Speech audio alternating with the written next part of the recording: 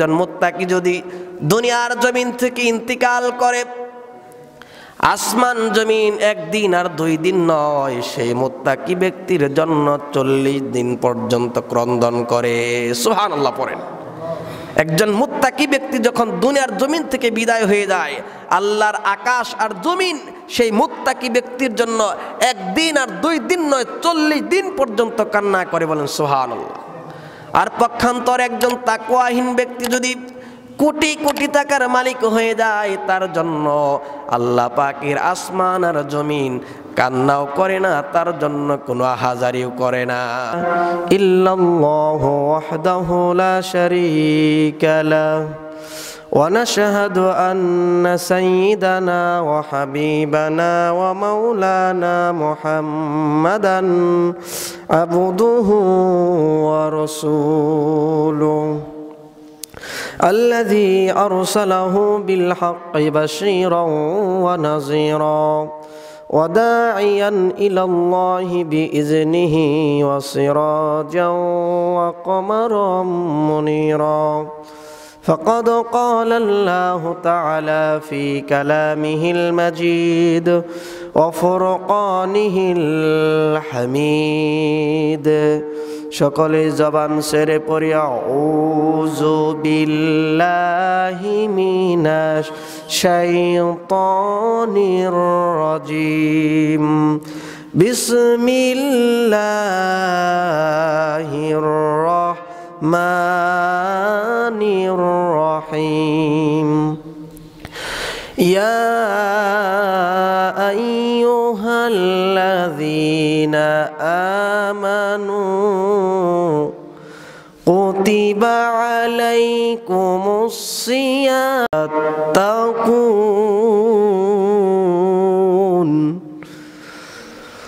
আল্লাহু আকবার বিসমিল্লাহির রহমানির রহিম ইন্নাল্লাহা ওয়া মালাইকাতাহু ইউসাল্লুনা আলান নাবিয়্যি ইয়া আইয়ুহাল্লাযীনা আমানু সাল্লু আলাইহি ওয়া সাল্লিমু তাসলিমা। সকলে দরুদ ইব্রাহিম পড়ি। আল্লাহুম্মা সাল্লি আলা মুহাম্মাদ ওয়া আলা আলি মুহাম্মাদ কামা সাল্লাইতা আলা ইব্রাহিম ওয়া আলা আলি ইব্রাহিম ইন্নাকা হামিদুম মাজিদ। আল্লাহুম্মা বারিক আলা মুহাম্মাদ ওয়া আলা আলি মুহাম্মাদ কামা বারাকতা আলা ইব্রাহিম ওয়া আলা আলি ইব্রাহিম ইন্নাকা হামিদুম মাজিদ। মহান আল্লাহ রাব্বুল আলামিনের আলিশান দরবারে লাখ কোটি শুকরিয়া আদায় করছি, নত শিরে সুজুদ পেশ করছি যে মহান আল্লাহ তাবারক ওয়া তাআলা আমাদেরকে পবিত্র মাস মাহে রমাদানের প্রথম জুমার নামাজ আদায় করার লক্ষ্যে যথাসময়ে মসজিদে এসে বসার তৌফিক দান করেছেন। এজন্য আপনারা খুশি না বেজার? খুশি না বেজার? কম না বেশি? তাহলে হৃদয়ের সবটুকুন ভালোবাসা উজাড় করে দিয়ে সেই মহান মনিবের শেখানো কণ্ঠে শুকর গুজার করছি। সকলে জবান ছেড়ে দিয়ে একযোগে বলছি আলহামদুলিল্লাহ। সম্মানিত মুসল্লিবৃন্দ, পবিত্র একটি মাস, রহমত, মাগফিরাত, নাজাতের বার্তা নিয়ে মাহে রমাদান আমাদের মাঝে আগমন করেছে। আজকে আমরা মাহে রমাদানের প্রথম জুমার নামাজ আদায় করার লক্ষ্যে যথাসময়ে মসজিদে এসে উপস্থিত হয়েছি। আজকে আমরা আলোচনা করব মাহে রমাদানের এমন একটা গুরুত্বপূর্ণ পয়েন্ট নিয়ে, তাকওয়া নিয়ে আজকে আমরা কথা বলব। রমাদান যখন আগমন করে, তাকওয়া এমন একটা শব্দ, এই শব্দ আমাদের সকলেরই পরিচিত একটি শব্দ, ঠিক কিনা? তাকওয়া কেমন একটা গুরুত্বপূর্ণ বিষয়। তাকওয়া বলতে বোঝানো হয়েছে আল্লাহ রাব্বুল আলামিনের ভয়। আল্লাহর ভয় যার মধ্যে আছে সেই হচ্ছে প্রকৃত মুমিন, প্রকৃত ঈমানদার। শুধু মাহে রমাদান আসলো, আবার 1 মাস পরে মাহে রমাদান আমাদের মাঝখান থেকে বিদায় নিয়ে চলে গেল। মাহে রমাদানের গুরুত্ব বুঝলাম না, ফজিলত বুঝলাম না, তাকওয়া কি একটা জিনিস সেটাও আমরা বুঝলাম না। তাহলে মাহে রমাদান আসলো আর গেল, এই রমাদান আমার আপনার জীবনের যদি কোনো পরিবর্তন সাধিত না হয়, তাহলে আমার আপনার মতো কপাল পোড়া হতবাগা আসমানের নিচে জমিনের উপরে আরেকজনও নাই, ঠিক কিনা বলেন? এই জন্য আজকে আমরা কথা বলবো তাকওয়া কি, গুরুত্বপূর্ণ একটি পয়েন্ট নিয়ে আজকে আমরা কথা শুনবো। তাকওয়া বলতে বোঝানো হয়েছে, এটি আরবি শব্দ, আল্লাহ রাব্বুল আলামিনের ভয় যার মধ্যে আছে সেটাকেই বলা হয় মুত্তাকি বলা হয়, আর এর নামই হচ্ছে তাকওয়া। সুবহানাল্লাহ পড়েন। আমার ভাইয়েরা, তিরমিজির বর্ণনায় হাদিস এসেছে, আল্লাহর নবী সাল্লাল্লাহু আলাইহি ওয়াসাল্লামকে প্রশ্ন করা হয়েছিল, ওগো আল্লাহর হাবিব, সবচাইতে সর্বশ্রেষ্ঠ কারা? যারা সবচাইতে সর্বশ্রেষ্ঠ সহজেই জান্নাতে যেতে পারবে? আল্লাহর হাবিব সাল্লাল্লাহু আলাইহি ওয়াসাল্লাম বলল, যার মধ্যে 2টা আমল পাওয়া যাবে সে হলো সর্বশ্রেষ্ঠ, সহজেই জান্নাতে যেতে পারবে। একটা হলো তাকওয়াল্লাহ, আর একটা হলো হুসনে খুলক। সুবহানাল্লাহ পড়েন। 1 নাম্বার হলো যার মধ্যে আল্লাহর ভয় থাকবে সে সহজেই জান্নাতে যেতে পারবে, আর যার চরিত্র সর্বোত্তম হবে সেই ব্যক্তি আল্লাহ পাকের জান্নাতে সহজেই ঢুকে যাবে। সুবহানাল্লাহ পড়েন। 2টা আমল যার মধ্যে পাওয়া যাবে, 1 নাম্বার হলো আল্লাহর ভয় যার মধ্যে থাকবে, 2 নাম্বার হলো উত্তম চরিত্র যার থাকবে। নবীজি বলেছেন সেই ব্যক্তি সহজেই আল্লাহ পাকের জান্নাতে ঢুকে যাবে। সুবহানাল্লাহ পড়েন। আবার নবীজিকে প্রশ্ন করা হলো, ওগো আল্লাহর হাবিব, আপনি বলেন তো দেখি সর্বনিকৃষ্ট কারা কারা জাহান্নামে চলে যাবে? আল্লাহর হাবিব সাল্লাল্লাহু আলাইহি ওয়াসাল্লাম বললেন, 2টা আমল বদগুণ যার মধ্যে পাওয়া যাবে সেই লোকটা সহজেই জাহান্নামের মধ্যে ঢুকে যাবে। তার মধ্যে 1 নাম্বার কারণ নবীজি সাল্লাল্লাহু আলাইহি ওয়াসাল্লাম বলেছেন, যেই লোকের জবানের হেফাজত করতে পারবে না, জবানের অপব্যবহার করবে। আর একটা হলো লজ্জাস্থানের অপব্যবহার করবে। নবীজি বলেছেন সরাসরি আল্লাহ পাকের জাহান্নামে ঢুকে যাবে। নাউজুবিল্লাহ পড়েন। 2টা ভালো আমল যদি কারো মধ্যে পাওয়া যায় সহজে জান্নাতে যাবে, আবার 2টা খারাপ আমল যদি কারো মধ্যে পাওয়া যায় সরাসরি আল্লাহ পাকের জাহান্নামের মধ্যে ঢুকে যাবে। পরে নাউজুবিল্লাহ। সেই 2টা আমল কি? নবীজি বলেছেন 1 নাম্বার হলো যেই ব্যক্তি জবানের হেফাজত করবে না, মুখ দিয়ে অযথা কথা বলবে, অহেতুক কথা বলবে, ফাহেসা কথা বলবে, সেই লোক আল্লাহ পাকের জাহান্নামের মধ্যে ঢুকে যাবে। জবান কত বড় একটা নিয়ামতের নাম। আল্লাহ পাক জবান দিয়েছেন, এই জবান দিয়ে খারাপ কোনো কথা বলা যাবে না। মাহে রমাদানের রোজা রাখলাম, মুখ দিয়ে যদি অযথা কথাগুলো বের করে ফেলি, খারাপ কথাগুলো মুখ থেকে বের হয়ে যায়, সেই রোজার কোনো দাম আল্লাহ পাকের কাছে নাই, ঠিক কিনা বলেন? রমাদানে রোজা রাখলাম, মুখ দিয়ে যদি খারাপ কথা ছাড়তে না পারি তাহলে সেই রোজা শুধু উপোস হিসাবে গণ্য হবে, আল্লাহ পাকের কাছে সেই রোজার 4 পয়সার দাম আল্লাহ তাআলার কাছে নাই, ঠিক কিনা বলেন? এজন্য জবানের হেফাজত করতে হবে। জবান দিয়ে খারাপ নাপাক কোনো কথা বের করা যাবে না। আরেকটা হলো নবীজি বলেছেন লজ্জাস্থানের হেফাজত করতে হবে। লজ্জাস্থান এবং জবান দিয়ে সবচাইতে বেশি গুনাহের কাজগুলো আমাদের হয়ে যায়। এই যে একটা জবান আল্লাহ পাক দিয়েছেন, মুখ দিয়ে এই যে আমরা খারাপ কথাগুলো বের করে ফেলি, গুনাহ অর্জন করার জন্য গুরুত্বপূর্ণ একটা মাধ্যমের নাম হলো জবান, আর একটা মাধ্যমের নাম হলো লজ্জাস্থান। এই জন্য নবীজি বলেছেন মাইয়াদমাল্লি মা বাইনা রিহলাইহি ওয়া মা বাইনা রিজলাইহি আদমাল্লাহুল জান্নাহ। যেই ব্যক্তি 2টা অঙ্গের হেফাজতের গ্যারান্টি দিতে পারবে, আমি নবীজি তার জান্নাতের জিম্মাদার হয়ে যাব। সুবহানাল্লাহ পড়েন। দুইটা অঙ্গের হেফাজতের গ্যারান্টি যদি আপনি দিতে পারেন, একটা হচ্ছে জবানের হেফাজতের গ্যারান্টি, আর একটা হচ্ছে লজ্জাস্থানের হেফাজতের গ্যারান্টি যদি দিতে পারেন, নবীজি বলেছেন তার জান্নাতের জিম্মাদার আমি নবীজি নিজেই হয়ে যাব। বলেন সুবহানাল্লাহ। একটা হচ্ছে জবানের হেফাজত করতে হবে, 2 নাম্বার হচ্ছে লজ্জাস্থানের হেফাজত করতে হবে। এই পৃথিবীতে যত গুনাহগুলো মানুষের দ্বারা অর্জিত হচ্ছে, সবচাইতে বড় 2টা মাধ্যম হচ্ছে একটা জবান আর একটা হচ্ছে লজ্জাস্থান। এই জন্য এই 2টা অঙ্গের হেফাজতের গ্যারান্টি যদি আপনি দিতে পারেন, আপনার জান্নাতের জিম্মাদার কে হবেন? নবীজি হবেন। সুবহানাল্লাহ পড়েন। এই জন্য 2টা অঙ্গ দিয়ে খারাপ কোনো কাজ করা যাবে না। তন্মধ্যে 1 নাম্বার হচ্ছে জবানের হেফাজত করতে হবে। মুখ আছে বিদায় খারাপ কোনো কথা বলা যাবে না, যা মুখে আসে তাই বলা যাবে না। রোজা রেখে গীবত করা যাবে না, পরনিন্দা করা যাবে না, এরপরে চুগলখড়ি করা যাবে না। এগুলো যদি করেন রোজা রেখে কোনো লাভ হবে না।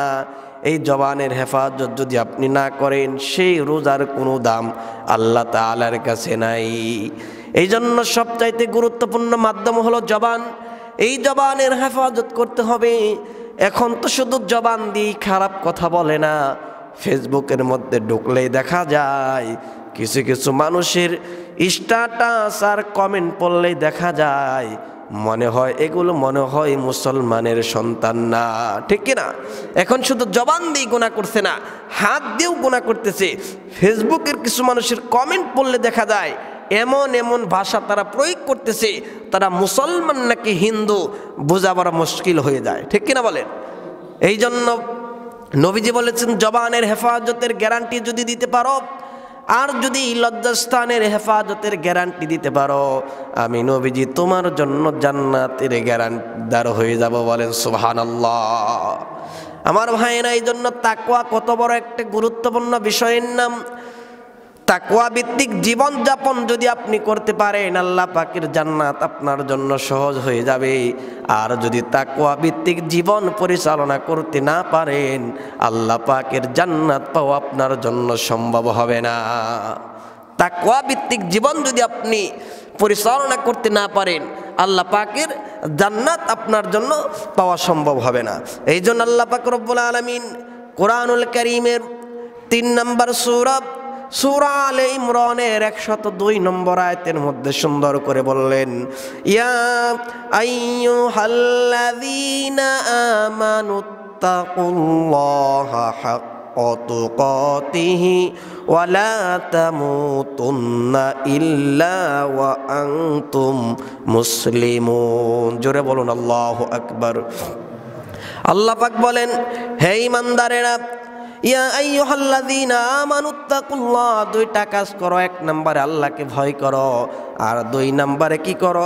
হাক্কা তুকাতিহি, ভয় করার মতো ভয় করো। ওয়ালা তামুতুন্না ইল্লা ওয়া আনতুম মুসলিমুন, মুসলমান না হয়ে তোমরা মৃত্যুবরণ করো না। সুবহানাল্লাহ পড়েন। 1 নম্বরে ভয় করতে হবে কাকে? আল্লাহকে ভয় করো। 2 নম্বরে মুসলমান না হয়ে মৃত্যুবরণ করো না।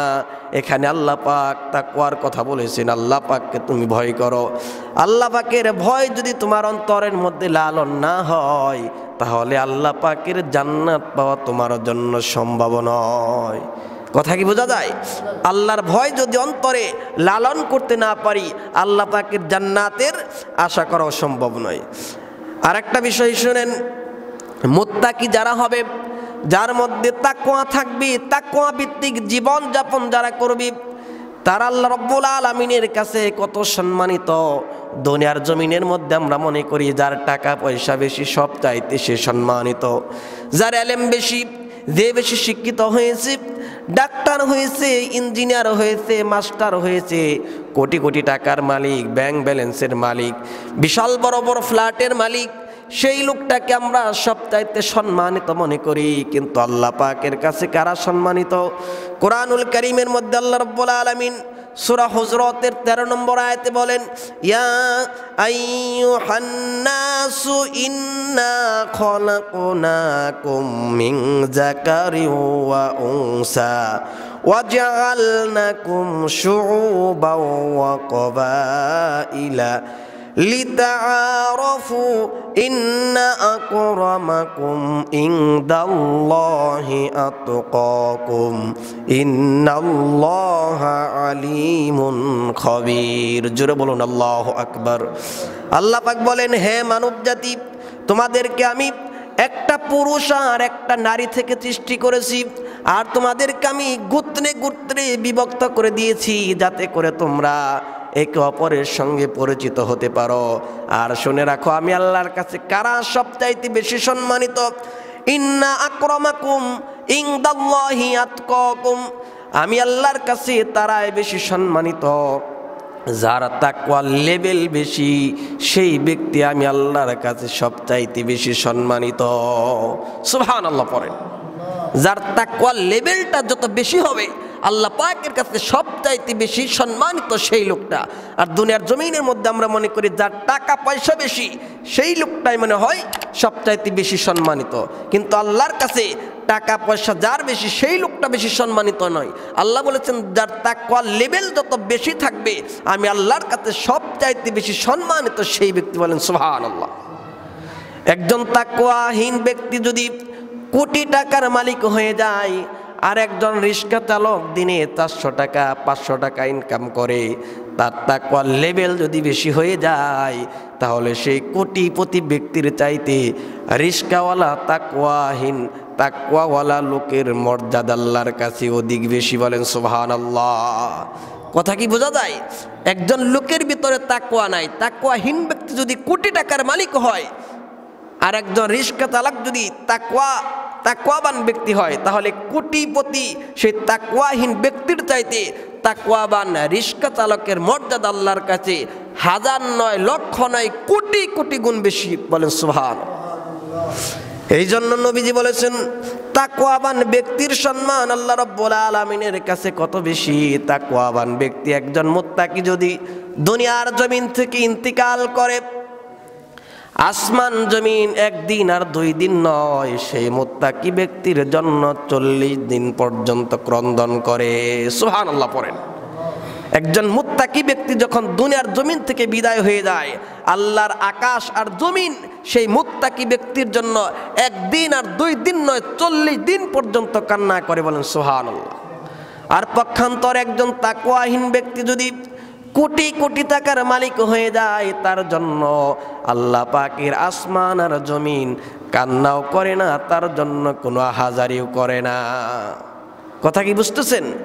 তাকওয়াহীন ব্যক্তি যদি দুনিয়ার জমিন থেকে বিদায় হয়ে যায়, নাফরমান কাফের মুশরিক যদি দুনিয়া থেকে বিদায় হয়ে যায়, আল্লাহর আসমান আর জমিন তার জন্য কান্নাও করে না, হাজারিও করে না। যেমন নমরুদ, যেমন ফেরাউন, যারা দুনিয়ার জমিন থেকে লানত নিয়ে বিদায় হয়েছে, তার জন্য আল্লাহর আসমান আর জমিন কান্নাও করে নাই, কোনো হাজারিও করে নাই। এই জন্য আল্লাহ পাক বলেন, ফামা বাকাত আলাইহিমুস সামাউ ওয়াল আরদু ওয়ামা কানু মুনযিরিন। জোরে বলুন আল্লাহু আকবার। কুরআনুল কারীমের সূরা দুখানের 29 নম্বর আয়াতের মধ্যে আল্লাহ রাব্বুল আলামিন বলেন, কাফের মুশরিক যখন দুনিয়ার জমিন থেকে বিদায় হয়ে যায়, তার জন্য আল্লাহ পাকের আসমান আর জমিন কান্নাও করে না, কোনো হাজারিও করে না। আমার ভাইয়েরা, আমরা যেখান থেকে কথা শুরু করেছি, তাকওয়া নিয়ে কথা শুরু করেছি, তাকওয়াহীন ব্যক্তির চাইতে আল্লাহ পাকের কাছে তাকওয়াবান ব্যক্তির মর্যাদা কোটি কোটি গুণ বেশি। বলেন সুবহানাল্লাহ। যত ইবাদত করেন না কেন, আপনার অন্তরে যদি তাকওয়া না থাকে, তাকওয়া ভিত্তিক জীবন যাপন যদি করতে না পারেন, সেই ইবাদত আল্লাহর কাছে কোনোদিন কবুল হবে না। কথা কি বুঝতেছেন? 3টা পয়েন্ট নিয়ে কথা শুরু করেছি, তার মধ্যে 1 নাম্বার হচ্ছে তাকওয়া ভিত্তিক জীবন যাপন করতে না পারলে আল্লাহর জান্নাত পাওয়া সম্ভব নয়। 2 নম্বর হচ্ছে তাকওয়া ভিত্তিক জীবন যাপন যারা করে, আল্লাহর কাছে তাদের সম্মান হাজার নয়, লক্ষ নয়, কোটি কোটি গুণ বেশি সওয়াব। বলেন সুবহানাল্লাহ। আর 3 নম্বর পয়েন্ট হচ্ছে, আপনি যদি তাকওয়া ভিত্তিক জীবন যাপন করতে না পারেন, আপনার কোনো ইবাদত আল্লাহর কাছে কবুল হবে না। এই যে আমরা কুরবানির সময় কুরবানি করি, ওই সময় যদি আপনার অন্তরে তাকওয়া না থাকে, সেই কুরবানি কিন্তু আপনার কবুল হবে না। ঠিক কিনা বলেন? কুরবানি করতে আল্লাহ রাব্বুল আলামিন হুকুম করেছেন, যার উপর কুরবানি ওয়াজিব কুরবানি করতে হবে। কুরবানি যদি ওয়াজিব হওয়ার পর কেউ না করে সে গুনাহগার হবে। তাহলে আমরা যে কুরবানি করি আল্লাহ পাক এটা হুকুম করেছেন, এই কুরবানির কোনো গোশত, কোনো পা, কুরবানি পশুর চামড়া কি আমরা কি আল্লাহকে দেই? আল্লাহকে দেই না। নাকি আমরা এরকম করি যে কুরবানি হওয়ার পর গোশত 3 ভাগে বন্টন করি সাধারণত, 1 ভাগ নিজের জন্য, 1 ভাগ গরিব মিসকিনের জন্য, আর 1 ভাগ আত্মীয় স্বজনের জন্য। কোন লোক এরকম করে যে 4 ভাগ করে আর 1 ভাগ আল্লাহর জন্য রেখে দেয়? আল্লাহর জন্য কি রেখে দেয় যে মসজিদে নিয়ে এক কোনায় দিয়ে আসি আল্লাহ খাবে, এরকম করে? এরকম করে না। আল্লাহ রাব্বুল আলামিন কুরবানি পশুর গোশতও নেন না, চামড়াও নেন না, আল্লাহ পাক গ্রহণ করেন বান্দার মনের তাকওয়া। সুবহানাল্লাহ পড়ে। এই জন্য আল্লাহ রাব্বুল আলামিন বলেন, লা ইয়ানালাল্লাহু লুহুমুহা ওয়ালা দিমাউহা ওয়ালাকিন ইয়ানালুহু তাকওয়া মিনকুম। আল্লাহ রাব্বুল আলামিন বলেন, কুরবানি পশুর গোশত আমি আল্লাহ রাব্বুল আলামিন গ্রহণ করি না, চামড়াও গ্রহণ করি না, আমার বান্দার মনের তাকওয়াকে আমি আল্লাহ পাক গ্রহণ করে নেই। সুবহানাল্লাহ পড়েন। এই জন্য তাকওয়া ভিত্তিক জীবন যাপন যদি আপনি না করেন, আপনার কোনো ইবাদত, নামাজ পড়বেন, রোজা করবেন, হজ যাকাত দিবেন, কোনো ইবাদত আল্লাহর কাছে কবুল হবে না। তাকওয়া ভিত্তিক জীবন যাপন যদি আপনি না করেন, আপনার কোনো ইবাদত আল্লাহর কাছে কবুল হবে না। এই জন্য আজকে আমরা এখন 2 নম্বর পয়েন্টে শুনবো তাকওয়ার পরিচয় কি। 4টি কাজ যার মধ্যে পাওয়া যাবে সেই ব্যক্তি তাকওয়াবান ব্যক্তি। বলেন সুবহানাল্লাহ। কয়টি কাজ? 4টি কাজ। কয়টি কাজ? 4টি কাজ। 1 নম্বর হচ্ছে সর্বাবস্থায় আল্লাহকে ভয় করতে হবে। সব সময় কাকে ভয় করতে হবে? আল্লাহকে ভয় করতে হবে। আল্লাহকে যদি আমরা ভয় করি, অনেকেই মনে মনে বলতেছেন যে আমরা তো আল্লাহকে ভয় করি। আল্লাহকে যদি প্রকৃত অর্থে আমরা ভয় করতাম তাহলে আমাদের দ্বারা কোনো গুনাহের কাজ সংগঠিত হতো না। ঠিক কিনা বলেন? আল্লাহকে যদি আমরা ভয় করতাম, সুদ খেতে পারতাম না, ঘুষ খেতে পারতাম না, গুনাহের কাজে আমরা দাবিত হতে পারতাম না। এই জন্য 1 নম্বর কাজ হলো আল্লাহকে সব সময় আমাদের ভয় করতে হবে। আল্লাহর ভয় কাদের মধ্যে ছিল? একটা হাদিস আপনাদের সামনে বলতেছি। আব্দুল্লাহ ইবনে আমর রাদিয়াল্লাহু তাআলা আনহু, তিনি তার সঙ্গী নিয়ে একদিন বের হলেন সফর করার জন্য, পথিমধ্যে রওনা হলেন। পথিমধ্যে যখন দুপুর হয়ে গেল, দুপুরের ওয়াক্ত যখন হয়ে গেল, তারা বিশ্রাম নেওয়ার জন্য, দুপুরে খাবার খাওয়ার জন্য একটা জায়গায় ব্রেক করলেন। একটা জায়গায় যখন স্থান নিলেন, খাবার খাবেন, দুপুরের খাবার খাবেন, প্রচণ্ড রোদ উঠেছে। এমন সময় একটা রাখালকে দেখতে পেলেন। রাখালকে ডেকে বললেন, ও রাখাল শোনো, আমরা এখন দুপুরের খাবার খাবো, তোমাকেও আমাদের খাবারের মধ্যে নিতে চাই, তুমি আমাদের দাওয়াতটা কবুল করে নাও। রাখাল লোকটা বলল, ও মুসাফির, আপনি যেহেতু আমাকে দাওয়াত করেছেন, আপনার দাওয়াত আমি কবুল করে নিলাম না। আপনি যে আমাকে দাওয়াত করেছেন আমি খুশি হয়েছি, কিন্তু আপনার দাওয়াত আমি কবুল করতে পারবো না। কেন তুমি আমার দাওয়াত কবুল করবা না বলো? রাখাল বলতেছি, ও মুসাফির, আমি হলাম রোজাদার, আমি রোজা রেখেছি, এই জন্য আপনার দাওয়াত কবুল করতে পারলাম না। আব্দুল্লাহ ইবনে আমর রাদিয়াল্লাহু তাআলা আনহু বললেন, ও রাখাল, এটা তো রমজান মাস না, এটা তো রমজানের বাহিরে অন্য এক মাস। মনে হয় তুমি নফল সওম আদায় করেছ। নফল রোজা ভাঙলে তো কোনো গুনাহ হবে না, তুমি রোজাটা ভেঙে ফেলো।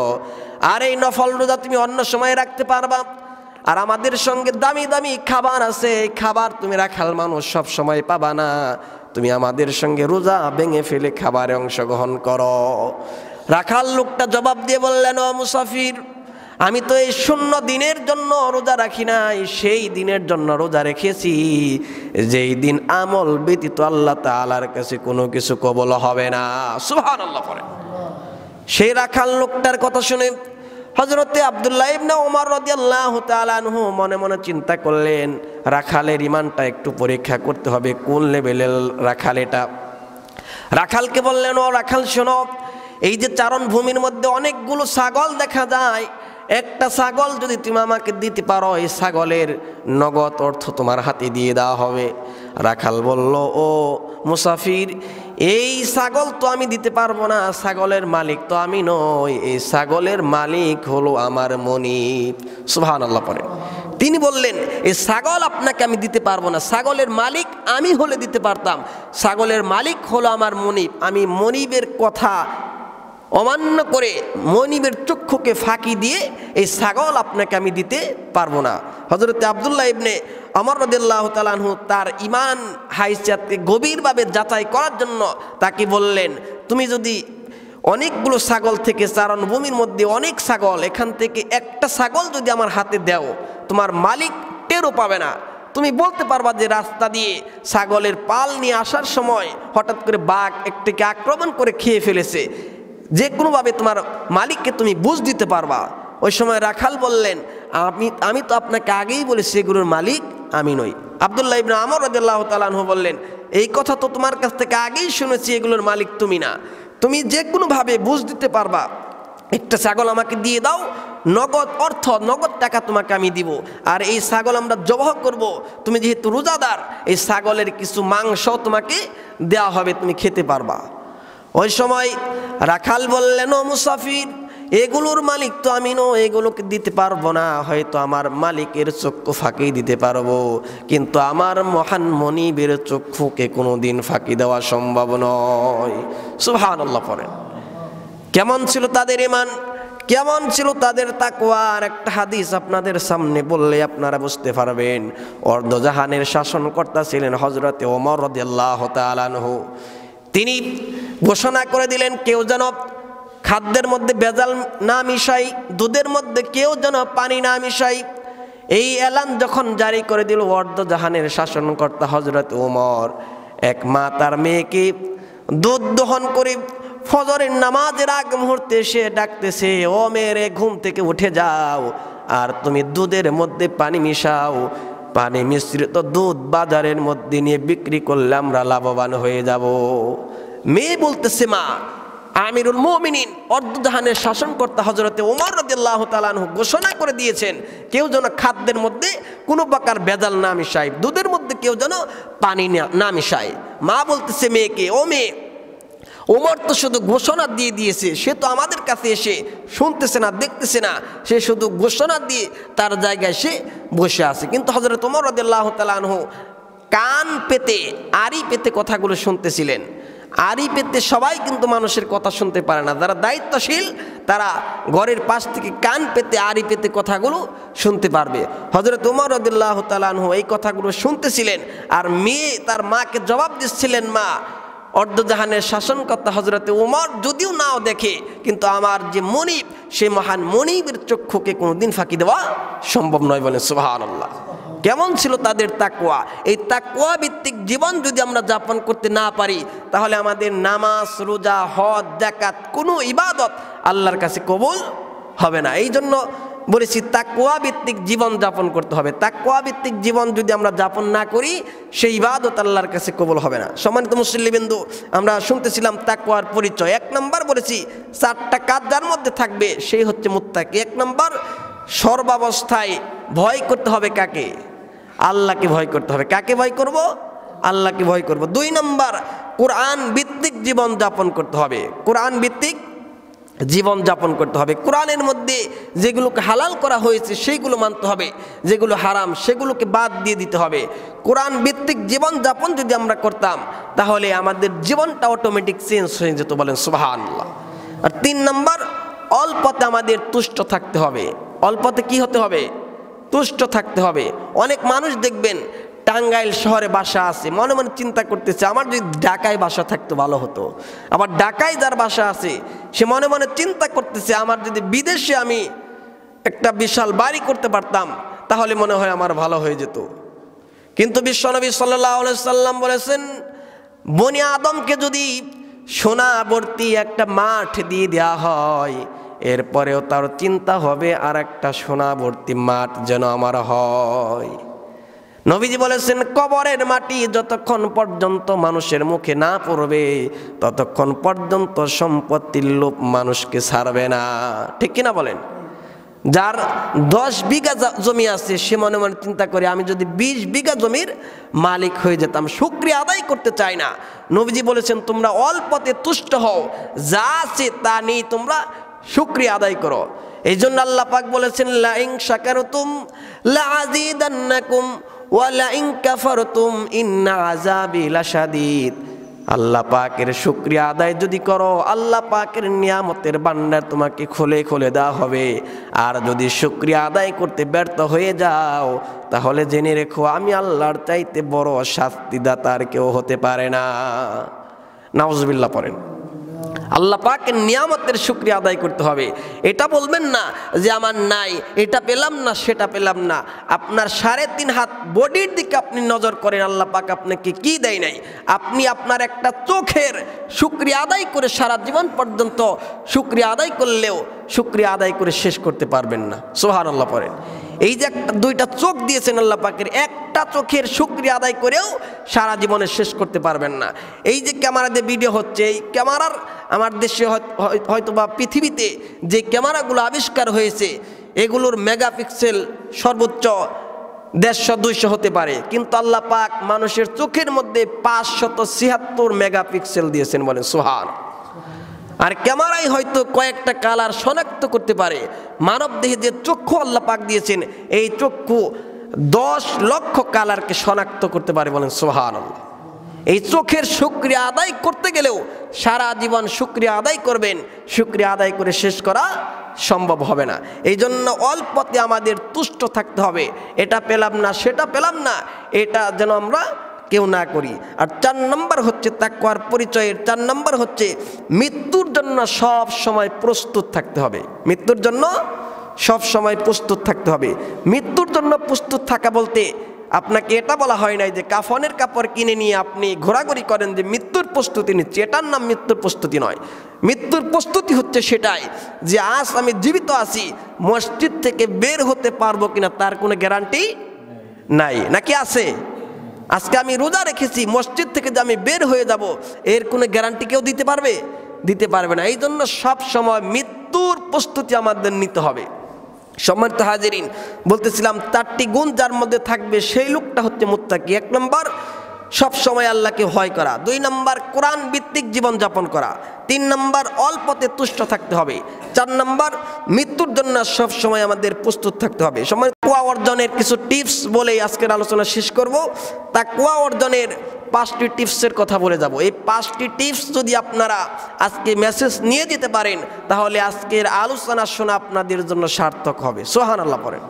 তার মধ্যে 1 নম্বর হচ্ছে সব সময় আল্লাহকে মনে রাখতে হবে। সব সময় আল্লাহকে মনে রাখতে হবে, মনে করতে হবে আল্লাহ পাক আমাকে দেখতেছেন আমি কি করতেছি, রাতের আধারে কি করি, দিনের আলোতে কি করি। দুনিয়ার মানুষ না দেখলেও কে দেখেন? আল্লাহ পাক দেখেন। এই জন্য সব সময় আল্লাহকে মনে রাখা। 2 নম্বর জবাবদিহিতার অনুভূতি থাকতে হবে। জবাবদিহিতার, প্রত্যেকটা মানুষ দায়িত্বশীল। নবীজি বলেছেন আলা কুল্লুকুম রাইন ওয়া কুল্লুকুম মাসউলুন আন রাইয়াতিহি। প্রত্যেকটা মানুষ দায়িত্বশীল। কিয়ামতের ময়দানে সবাইকে তার দায়িত্ব সম্পর্কে জিজ্ঞাসা করা হবে। সুবহানাল্লাহ পড়ে।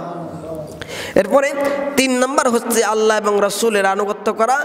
4 নম্বর হচ্ছে কোরআন সুন্নাহ ভিত্তিক জীবন চালানো, কোরআন সুন্নাহ ভিত্তিক জীবন পরিচালনা করতে হবে। 5 নম্বর সব সময় মৃত্যুর কথা স্মরণ করতে হবে। সব সময় মৃত্যুর কথা স্মরণ করতে হবে। সম্মানিত হাজিরিন, আজকে আমরা যেখান থেকে কথা শুনেছি তাকওয়া কি, তাকওয়ার পরিচয় কি, এই বিষয় নিয়ে আজকে আমরা কথা শুনলাম। মাহে রমাদান যেহেতু শুরু হয়ে গিয়েছে, মাহে রমাদান খুবই গুরুত্বপূর্ণ একটা মাস, যেই মাসের কথা আল্লাহ রাব্বুল আলামিন কুরআনুল কারীমের মধ্যে স্পেসিফিকভাবে উল্লেখ করেছেন। এই মাহে রমাদানের হক যাতে করে আমরা সুন্দর করে আদায় করতে পারি, আল্লাহ রাব্বুল আলামিন আমাদের সকলকে তৌফিক দান করুন। আমরা পড়ি আমিন। ওয়া আখিরু দাওয়ানা আনিল হামদুলিল্লাহি রাব্বিল আলামিন। আসসালামু আলাইকুম ওয়া রাহমাতুল্লাহি